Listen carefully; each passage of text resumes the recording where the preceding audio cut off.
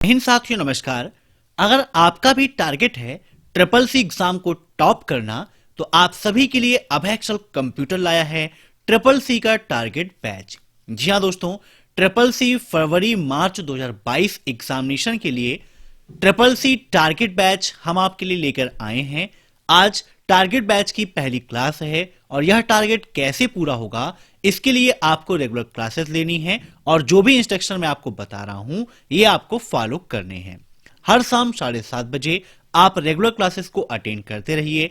साथ ही साथ एग्जाम से पहले आप सभी लोग अभय एक्सेल कंप्यूटर की ट्रिपल सी की महामैराथन क्लास को देखना मत भूलिएगा। यह क्लास आपके लिए काफी इंपॉर्टेंट है। 8 घंटे की इस क्लास में 1100 क्वेश्चंस को मैंने कवर किया है। कंप्लीट सिलेबस है और प्रेजेंट टाइम पर 2 मिलियन से अधिक स्टूडेंट्स को देख चुके हैं और ट्रिपल सी एग्जाम को टॉप कर चुके हैं, तो इसे भी आप जरूर देखिएगा। साथ ही साथ ट्रिपल सी एग्जाम में लिब्रे ऑफिस से बहुत ज्यादा क्वेश्चंस पूछे जाते हैं, इसीलिए मैंने लिब्रे ऑफिस की भी महामैराथन क्लास कराई है। इस क्लास को भी आप जरूर देख लीजिएगा।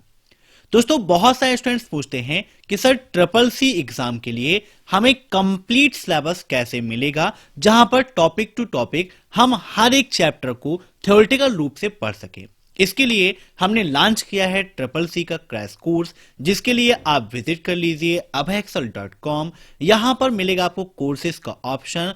कोर्सेज पर क्लिक करके आप कंप्लीट सिलेबस प्राप्त कर सकते हैं और प्रेजेंट टाइम पर मैंने बहुत ही ज्यादा डिस्काउंट दे रखा है। मात्र 199 रुपीज में आप ट्रिपल सी का कंप्लीट पैकेज प्राप्त कर सकते हैं, जहां पर आपको मिलेगा chapter wise crash course, mock test, 3 premium e books, libre office की थ्योरेटिकल क्लास, पीडीएफ नोट्स के साथ चैप्टर वाइज टेस्ट सीरीज, प्रत्येक रविवार को एक मॉडल पेपर, डाउट सेशन और भी बहुत कुछ। तो फटाफट यहां से आप कोर्स को ज्वाइन करके एग्जाम की तैयारी कर सकते हैं। अगर आपको ई बुक की आवश्यकता है तो वीडियो के नीचे डिस्क्रिप्शन में ई बुक की लिंक्स दी गई हैं, वहां से आप ई बुक को डाउनलोड करके अपनी तैयारी को बेहतर बना सकते हो। तो टाइम वेस्ट ना करते हुए चलिए शुरू करते हैं आज की ये क्लास, क्योंकि सीधी बात नो बकवास, यही है अभय एक्सेल की class. Let's begin in this topic.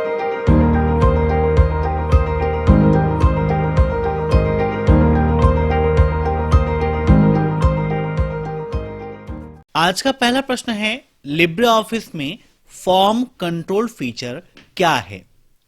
Top process है, बैक एंड प्रोसेस है, बॉटम प्रोसेस है या फ्रंट एंड प्रोसेस है? इन सभी प्रश्नों को आप सभी लोग मॉक टेस्ट के रूप में लेते रहिए और कमेंट बॉक्स में आंसर देते रहिए। वीडियो के लास्ट में आप जरूर बताइएगा कि आपके कितने क्वेश्चन सही हुए हैं। यहां पर बात की गई है लिब्रे ऑफिस की। दोस्तों, सबसे पहले आपको यह पता होना चाहिए कि लिब्रे ऑफिस क्या होता है, लिब्रे ऑफिस में वर्ड प्रोसेसिंग प्रोग्राम क्या है, स्प्रेडशीट क्या है और प्रेजेंटेशन क्या है। जैसे आप एमएस ऑफिस में डॉक्यूमेंट के रूप में पढ़ते थे एमएस वर्ड के बारे में, स्प्रेडशीट के रूप में एक्सेल और प्रेजेंटेशन के रूप में पावर पॉइंट को, वैसे ही लिब्रे ऑफिस के अंतर्गत वर्ड प्रोसेसिंग के रूप में हम सभी पढ़ते हैं लिब्रे ऑफिस राइटर को। यहां पर देखिए, हम ओपन कर लेते हैं LibreOffice writer. Libre office writer से बहुत सारे क्वेश्चंस आपके एग्जाम में पूछे जाते हैं, या फिर ये कहें कि लिब्रे ऑफिस से बहुत क्वेश्चंस आपके एग्जाम में पूछे जाते हैं। तो जो बेसिक चीजें हैं यहां पर मैं एक्सप्लेन करना चाहूंगा। लिब्रे ऑफिस राइटर में कितनी मेनू होती हैं, यह प्रश्न अक्सर एग्जाम में देखने को मिलता है।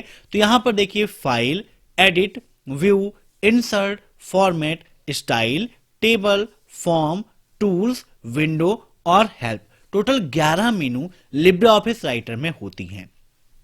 लिब्रे ऑफिस राइटर का मिनिमम जूम साइज कितना होता है और मैक्सिमम जूम साइज कितना होता है, यह भी आपके एग्जाम में काफी पूछा जाता है। तो लिब्रे ऑफिस राइटर की बात करें तो यहां पर अगर आप देखें तो नीचे स्टेटस बार का ऑप्शन आप सभी को मिल जाता है और स्टेटस बार में आप देखें तो यहां पर मिनिमम जूम साइज जो है वो है यहां पर 20। कितना है? 20% मिनिमम जूम साइज। और मैक्सिमम की बात करें तो यहां पर मैक्सिमम जूम साइज होता है 600%। याद रखिएगा, 20 to 600% इसका जूम साइज होता है। एग्जाम में अक्सर पूछा जाता है। फिर बात आती है कि लिब्रे ऑफिस राइटर में फॉन्ट साइज कितनी होती है मिनिमम और मैक्सिमम फॉन्ट साइज कितनी होती है। तो यहां पर देखिए मिनिमम फॉन्ट साइज की बात करें तो मिनिमम फॉन्ट साइज इसकी होती है 6 और मैक्सिमम फॉन्ट साइज इसकी होती है 96। कितनी होती है? 96 इसकी मैक्सिमम फॉन्ट साइज है। ठीक है, और मिनिमम पूछता है तो मिनिमम 6। ठीक है, अब एक क्वेश्चन यहां से बनता है कि फॉन्ट डायलॉग बॉक्स के अंतर्गत कौन सी फॉन्ट साइज अवेलेबल है और कौन सी नहीं अवेलेबल है। जैसे यहां पर दे देगा ऑप्शन में 26, 28, 30, 32। तो देखिए यहां पर 30 नहीं है जबकि 32 यहां पर दिया गया है। ठीक है, तो इस प्रकार से इन सभी चीजों को आपको अच्छे से पढ़ना है। ये सारी चीजें आपके लिए काफी इंपॉर्टेंट है। ठीक है, अब यहां पर इसके बाद बात आती है लिब्रे ऑफिस में स्प्रेडशीट प्रोग्राम की, जिसके अंतर्गत हम सभी पढ़ते हैं लिब्रे ऑफिस कैल्क के बारे में। कैल्क में भी टोटल 11 मेनू होती हैं। यहां पर जो मेनूज हैं वो कौन कौन सी हैं? तो file, edit view, insert, format, style, seat, data, tools, window और हेल्प। टोटल 11 मेनू यहां पर भी होती हैं। लिब्रे ऑफिस कैल्क में रो कितनी होती हैं और कॉलम कितने होते हैं, यह क्वेश्चन आपके एग्जाम में पूछा आता है। तो लिब्रे ऑफिस कैल्क में टोटल रो की संख्या होती है 10,38,576 और कॉलम टोटल होते हैं 1024। याद रखिएगा, दोनों आपके लिए काफी इंपॉर्टेंट हैं। यहां पर भी अगर हम फॉन्ट साइज की बात करें तो मिनिमम फॉन्ट साइज होती है लिब्रे ऑफिस कैल्क की 6 और मैक्सिमम फॉन्ट साइज होती है 96। लेकिन यहां पर जूम परसेंटेज की बात करें तो जूम परसेंटेज आपका मिनिमम कितना होता है? 20 होता है और मैक्सिमम कितना होता है? तो 400 मैक्सिमम होता है। मींस 20 to 400 इसका जूम परसेंटेज होता है। याद रखिएगा, राइटर का 20 to 600 और लिब्रे ऑफिस कैल्क का 20% न्यूनतम और 400% अधिकतम होता है। ठीक है, जिस सेल पर हम क्लिक करते हैं तो यहां पर देखिए एक बॉर्डर का सिंबल दिखाई देता है। इसको हम बोलते हैं डार्क व्हाइट बॉर्डर। याद रखिएगा, डार्क व्हाइट बॉर्डर के नाम से भी इसको हम जानते हैं। अब इसके बाद बात आती है लिब्रे ऑफिस में प्रेजेंटेशन के अंतर्गत लिब्रे ऑफिस इंप्रेस की। लिब्रे ऑफिस इंप्रेस आपके लिए काफी इंपॉर्टेंट है। प्रेजेंटेशन के रूप में इसका उपयोग होता है। सबसे पहले यहां पर ऑप्शन मिलता है आपको टेम्पलेट का। तो यहां पर एक क्वेश्चन पूछा जाता है कि क्या विदाउट टेम्पलेट सिलेक्शन के कोई नया टेम्पलेट बना सकते हैं या प्रेजेंटेशन क्रिएट कर सकते हैं? तो बिल्कुल कर सकते हैं, कोई भी दिक्कत नहीं है। आप चाहें तो यहां से टेम्पलेट सिलेक्ट कर सकते हैं। टेम्पलेट्स क्या होती है? पहले से बने बनाए कुछ फॉर्मेट्स होते हैं जिनका उपयोग हम अपने प्रेजेंटेशन में करते हैं। ठीक है, तो चाहिए तो क्लिक करके आप ओके कर दीजिए, अन्यथा आप कैंसिल कर देंगे तब भी यहां पर ओपन हो जाएगा। इसका जूम साइज कितना होता है? तो इसका मिनिमम जूम साइज होता है 5% और इसका मैक्सिमम जूम परसेंटेज होता है 3000%। 3000% होता है लिब्रे ऑफिस इंप्रेस का अधिकतम जूम साइज। ठीक है, याद रखिएगा, आपके लिए काफी इंपॉर्टेंट है। तो ये बेसिक चीजें आपके लिए काफी इंपॉर्टेंट हैं। जब भी आप क्लासेस को अटेंड करिए, साथ में एक नोटबुक और पेन जरूर रखिए, ताकि जो पॉइंट्स मैं आपको बताता हूं उनको आप नोट कर सकें और आसानी से रिवाइज कर सकें। और हमारा जो टारगेट है आप सभी को SSC एग्जाम में एस ग्रेड दिलाना, वो भी आप कंप्लीट कर सकें। अब यहां पर हमारा क्वेश्चन था कि लिब्रे ऑफिस में फॉर्म कंट्रोल फीचर क्या है? तो form control feature front end process को दर्शाता है। ठीक है, option D is right. Note कर लीजिएगा, काफी इंपॉर्टेंट क्वेश्चन है आपके लिए। अब नेक्स्ट,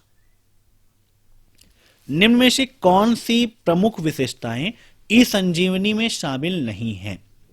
ई संजीवनी क्या होती है आपको यह जानना चाहिए। ऑप्शन से हैं tele consultation, telepathy, comprehensive EMR, MIS based application. बताइए, यहां पर ई संजीवनी में शामिल नहीं है। अभी आप देख रहे थे जो स्थितियां हमारे देश में थी, उस समय हम हॉस्पिटल नहीं जा पा रहे थे। हॉस्पिटल में जो OPD हैं वो बंद थी। तो क्या था, उस समय ऑनलाइन ही हम अपने डॉक्टर से परामर्श लेते थे और उनसे हम चिकित्सा लेते थे। और यही हमारी क्या है? टेली मेडिसिन है, जिसके अंतर्गत ई संजीवनी भी है।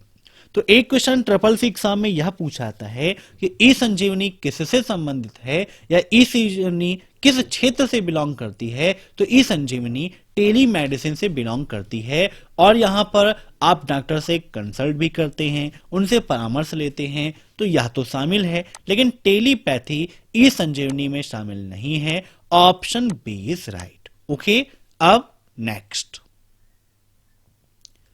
Who among the following is known as the founder father of personal blogging. निम्न में से पर्सनल ब्लॉगिंग का संस्थापक पिता किसे माना जाता है?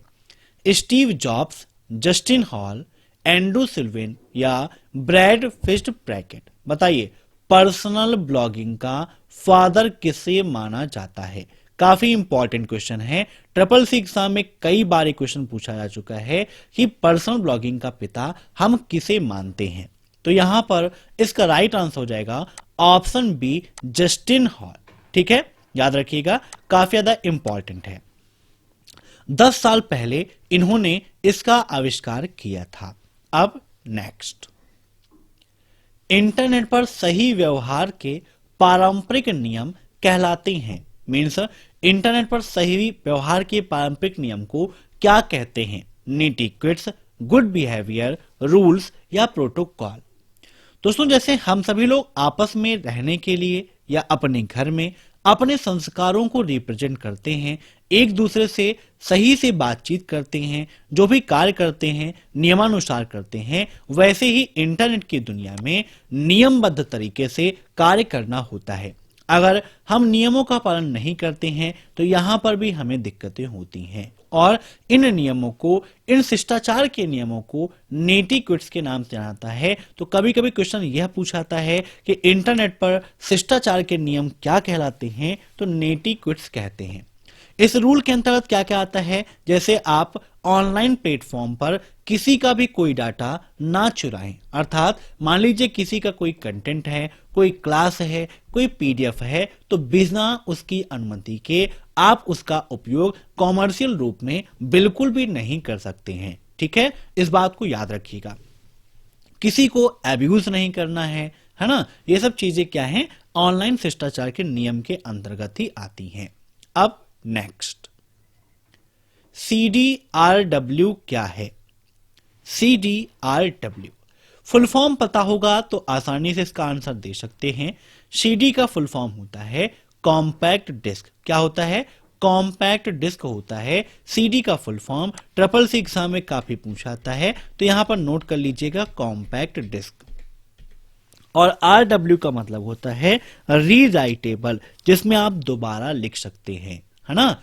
तो यहां पर इसका राइट आंसर हो जाएगा, लिख सकते हैं, पढ़ सकते हैं और दोबारा भी लिख सकते हैं।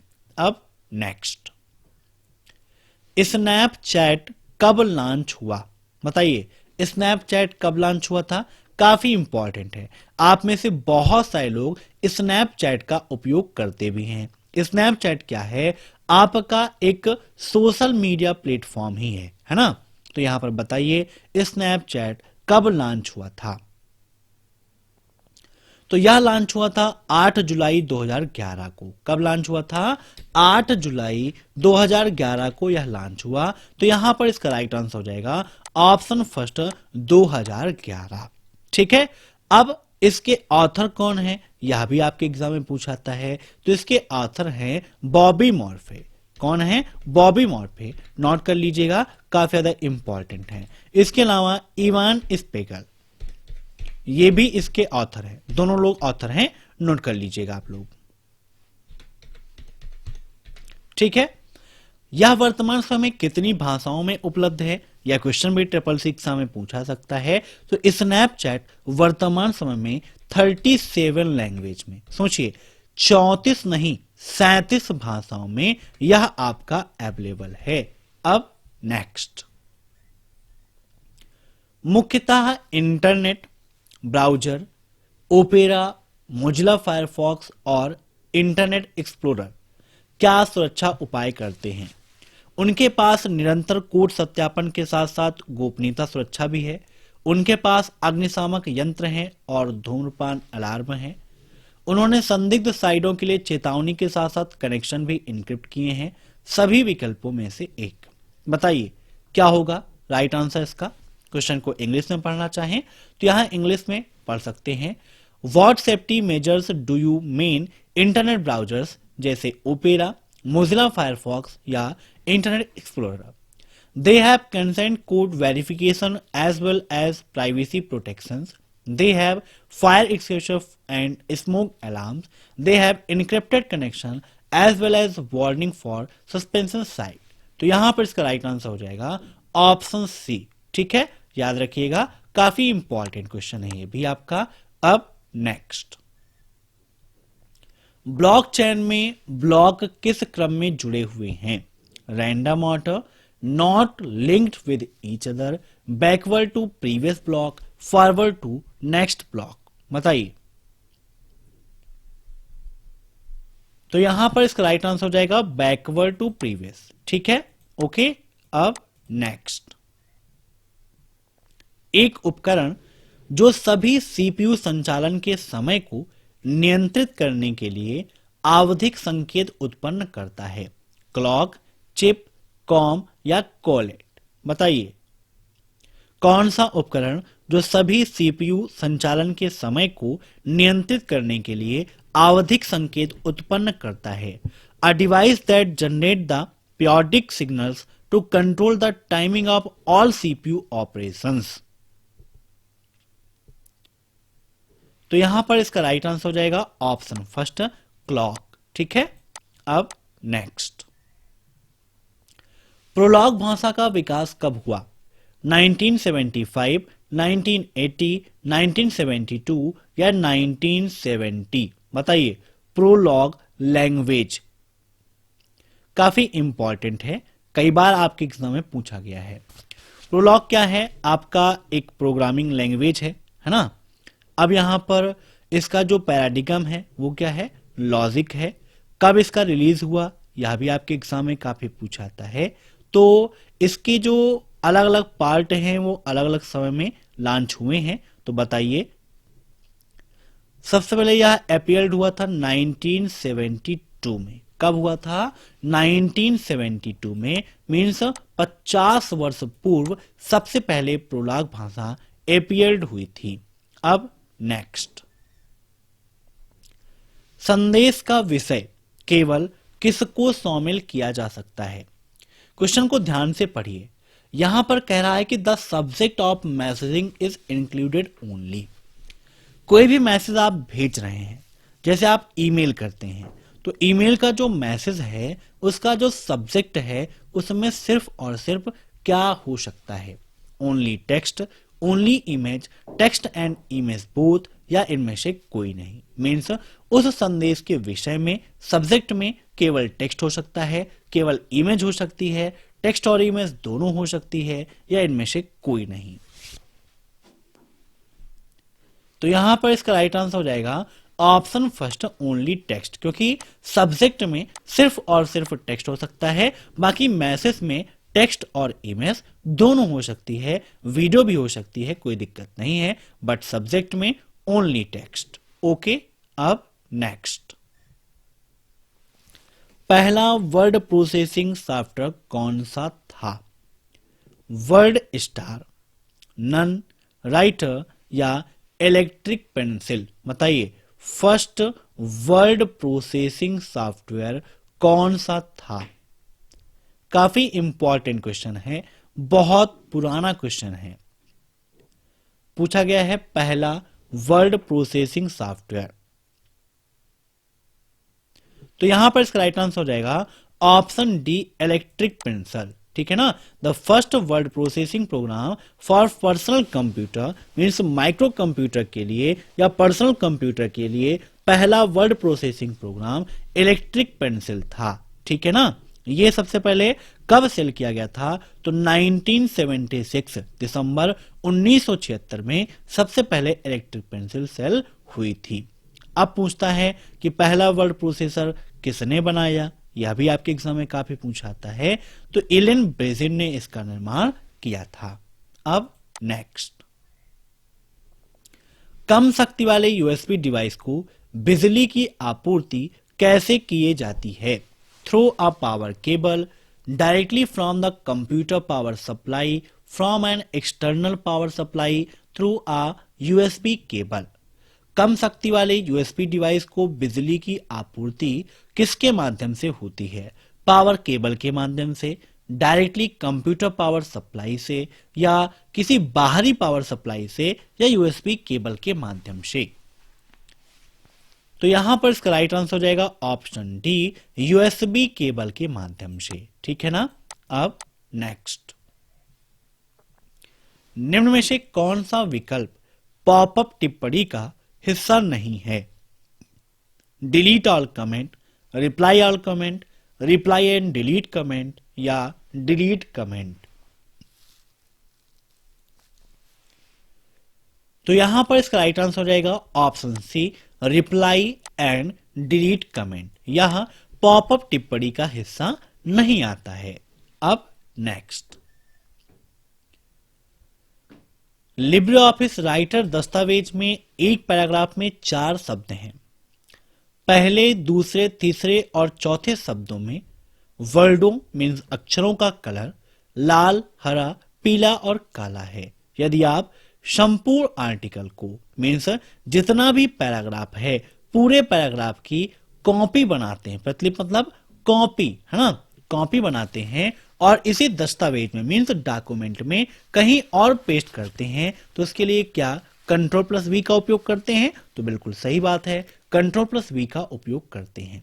अब यहां पर जब आप ऐसा करेंगे तो क्या होगा? Character of all the 4 word will be coloured as red in paste place. Character of all the 4 word will be colored as green in pasted place, या character of all the 4 word will retain the color of copied paragraph at the pasted paragraph. Character of all the 4 word will be colored as black in the paste place. अब हिंदी में पढ़ लेते हैं। चारों शब्द के word paste किए गए स्थान पर लाल रंग से होंगे, चारों शब्द के वर्ड पेस्ट की गई जगह पर हरे रंग से होंगे, या फिर सभी शब्दों के जो भी वर्ड हैं मीन्स जैसे वो थे जिस कलर के थे वैसे ही रहेंगे, या फिर उनका कलर ब्लैक हो जाएगा। देखिए, कॉपी जब होती है तो फॉर्मेटिंग भी कॉपी होती है। अगर किसी भी पैराग्राफ में 4 वर्ड हैं और चारों वर्ड के कलर अलग अलग हैं और जब आप उस पैराग्राफ को कॉपी करोगे तो जो उसकी फॉर्मेटिंग है, फॉर्मेटिंग भी आपकी कॉपी हो जाएगी, मीन्स कंप्लीटली वहां से कॉपी होगा और जहां पर भी आप रखेंगे वहां पर पूरी चीजें आपकी पेस्ट हो जाएंगी। मीन्स यहां पर इसका राइट आंसर हो जाएगा ऑप्शन सी। ठीक है, याद रखिएगा, सभी 4 शब्दों के वर्ड चिपकाए गए पैराग्राफ पर कॉपी किए गए पैराग्राफ के रंगों को बनाए रखेंगे। अब नेक्स्ट, निम्न में से कौन सा नियंत्रण संरचना और विकास ढांचा प्रदान करता है? मीन्स क्लाउड कंप्यूटिंग के अंतर्गत देखें तो 3 प्रकार के मॉडल्स यहां पर आपको दिए गए हैं, LAAS, SaaS या PaaS। यहां पर LAAS नहीं है, यहां पर ये IaaS है। बताइए क्या होगा इसका राइट आंसर? नियंत्रण संरचना और विकास ढांचा प्रदान करने का काम कौन करता है? इनके फुल फॉर्म्स भी ट्रिपल सी एग्जाम में काफी पूछे जाते हैं। तो IaaS का फुल फॉर्म होता है इंफ्रास्ट्रक्चर एज अ सर्विस। क्या होता है? Infrastructure as a service. Note कर लीजिएगा, काफी इंपॉर्टेंट है। SaaS का फुल फॉर्म क्या होता है? Software as a service. और PaaS का फुल फॉर्म होता है प्लेटफॉर्म एज अ सर्विस। ठीक है, तो सभी चीज को आप नोट कर लीजिएगा, तीनों आपके लिए काफी इंपॉर्टेंट है। और नियंत्रण संरचना और विकास ढांचा प्रदान करने का काम IaaS का है। अब next, email account address book का प्रयोग निम्न में से किसको व्यवस्थित करने के लिए किया जाता है? मोबाइल नंबर्स को, एड्रेस को, कॉन्टेक्ट डिटेल को, या इनमें से कोई नहीं। एड्रेस बुक का उपयोग किस लिए करेंगे? तो सभी कॉन्टेक्ट डिटेल के लिए इसका उपयोग किया जाता है। Answer C is right. अब नेक्स्ट, इंस्टाग्राम पर कितने सेकंड का वीडियो अपलोड किया जा सकता है? बताइए, इंस्टाग्राम पर कितने सेकंड का वीडियो आप अपलोड कर सकते हैं? 25 सेकंड का, 35 सेकंड का, 45 सेकंड का, या 60 सेकंड का? बताइए।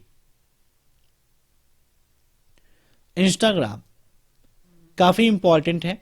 आप में से बहुत सारे लोग इंस्टाग्राम का उपयोग करते हैं, दिन रात यूज करते हैं।